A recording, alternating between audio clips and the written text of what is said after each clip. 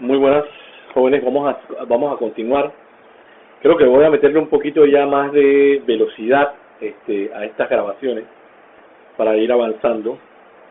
Ya hablamos de la personalidad de Ferdinand de Lesseps, del éxito alcanzado por el Canal de Suez, su ímpetu por concluir esa obra, que lo catapultó como un héroe nacional francés, con mucha credibilidad.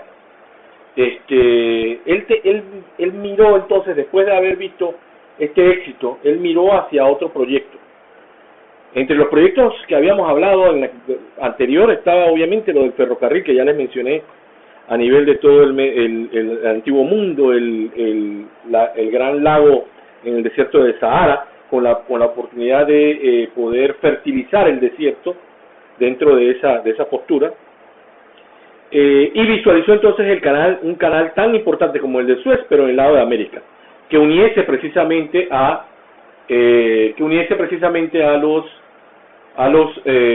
los continentes, tanto de América en la costa este con la costa de Lejano Oriente.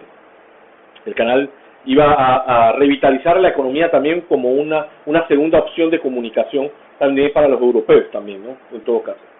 Él se basó precisamente en las grandes experiencias que tuvo en el Canal de Suez y se basó en los ingenieros franceses, que era una escuela muy renombrada. Ahora, ¿qué pasó? Cuando él viró hacia Panamá, que el proyecto del Canal de Panamá ya estaba en mente, ya se había hecho el ferrocarril interoceánico de los norteamericanos en 1855, en la década del 70, de 1870, entonces él visualiza el proyecto del Canal de Panamá. Pero él tenía ya una visión de dónde y cómo hacerlo. Y estos son los grandes errores que comete el señor Ferdinand de Lesseps. Se cerró en decir el canal va a ser en Panamá y el canal va a ser igual que el canal de Suez. Es decir, un canal a nivel, sin necesidad de esclusas. Y este es otro error adicional, porque las condiciones, ya esto lo hemos hablado, las condiciones climáticas, las condiciones de la tierra, las condiciones de la geografía eran diferentes, mayores elevaciones, la fauna, la flora en el trópico panameño era diferente al clima árido en la región de Egipto. Entonces, el ceñirse a su postura, no siendo ingeniero, no siendo un financista, no solamente siendo un diplomático, como yo les mencionaba, una persona que sabía vender sus ideas, él somete a la comunidad de ingenieros franceses. Y el canal, indudablemente, la postura de él era en Panamá. En ese momento en Panamá estaban visualizándose la selva del Darién. Entonces, ¿qué pasa? Él crea una empresa para este nuevo proyecto. La empresa se llamaba Sociedad Civil Internacional del Canal Interoceánico del Darién. ¿Okay?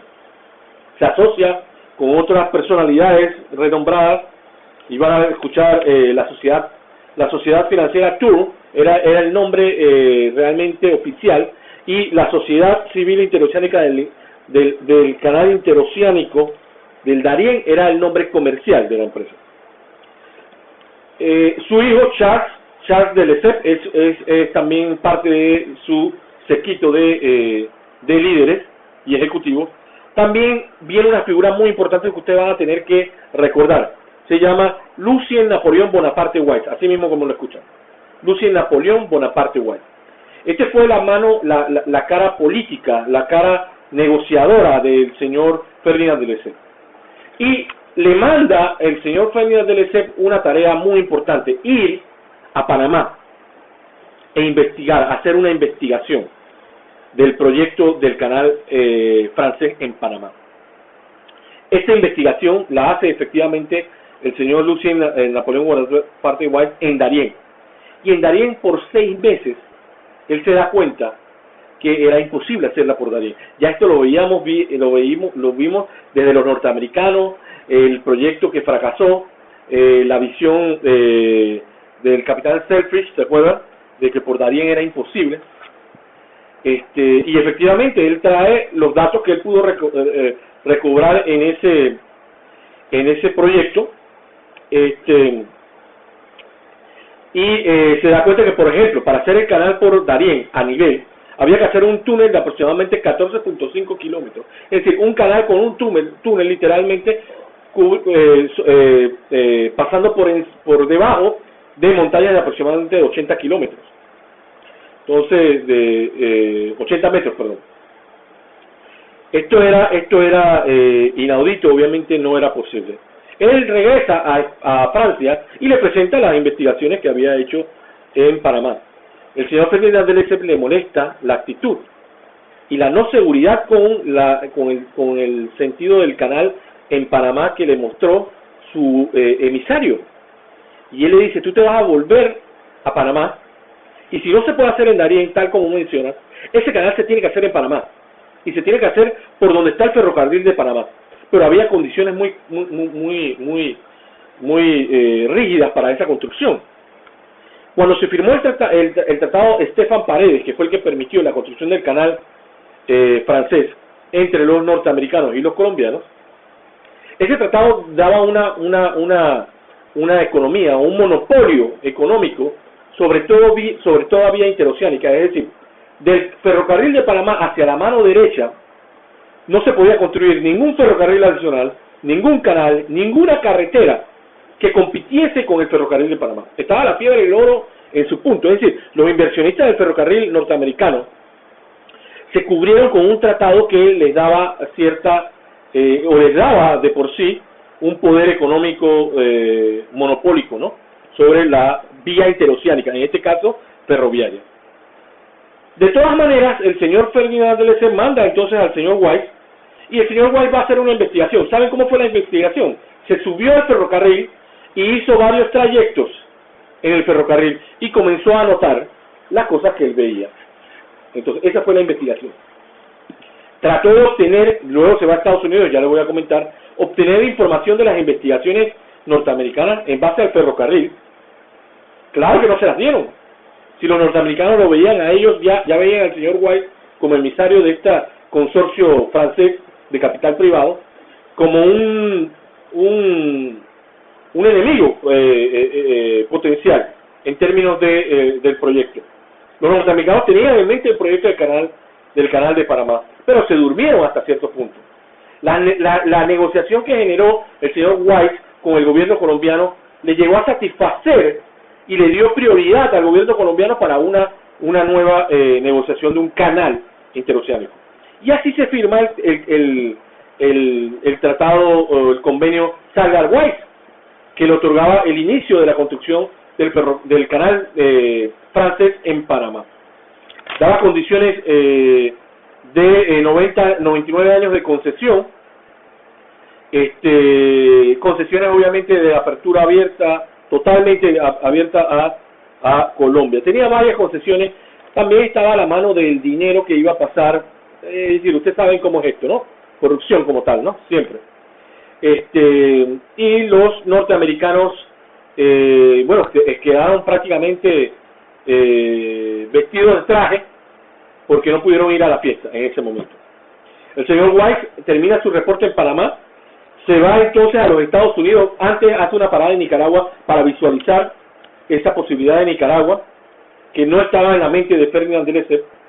Se va a San Francisco porque al final él quería generar un lobby en San Francisco, tomando en consideración que este proyecto francés en Panamá iba a catapultar aún más la fiebre del oro que se tenía en San Francisco. Se va a obtener o intenta obtener las informaciones de investigación, ya les he comentado que no las pudo obtener. Entonces él regresa efectivamente a París, y el señor Ferdinand de Lesseps entonces comienza a generar los inicios de un congreso. Es decir, le explico algo. El señor Ferdinand de Lesseps tenía que generar una seguridad técnica, porque la seguridad financiera, la seguridad de creencia o de credibilidad la tenía. Le faltaba la seguridad técnica. Él sabía que podía obtener los recursos económicos, pero le faltaba realmente la fortaleza técnica. y él quería hacer un congreso técnico a nivel mundial sobre el proyecto del canal en Panamá, donde se supone que en ese congreso se tenían que tomar las decisiones de dónde hacer el canal y de qué forma hacer el canal. Pero ya el resultado para el señor Ferdinand de Lesseps ya lo tenía, era en Panamá, y ahora ya no iba a ser en Darién, sino iba a ser paralelo al ferrocarril de Panamá. Así que el gran escollo que tenía era el ferrocarril de Panamá. Ya se imaginan, con el dinero que él pudo obtener para la realización de su proyecto, cuál iba a ser el interés de Ferdinand de Lesseps con el ferrocarril de Panamá. Nada más ni nada menos que comprar completamente el ferrocarril. Y efectivamente lo compró. Ya verán en el capítulo número 3 a qué precio lo compró. Los norteamericanos nunca pierden. Lo compró 3 veces el precio de la acción en ese momento. Le costó, si costaba $100 la acción, él la compró en $300 la acción del ferrocarril. Eso fue un negocio redondo para los inversionistas norteamericanos del canal. ¿Okay? Vamos entonces ya con esto terminando la parte del capítulo número 2, y en el capítulo número 3 entonces vamos a ver el Congreso de uno solo, y el nombre lo dice, porque el Congreso era de Ferdinand de Lesseps.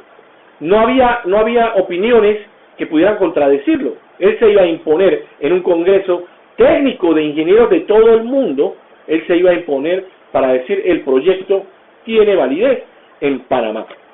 Los norteamericanos siempre tuvieron su postura en el lado de Nicaragua, Dejamos entonces el capítulo número 2 y nos vemos en el capítulo número 3, nos vemos en el capítulo número 3 en la próxima grabación.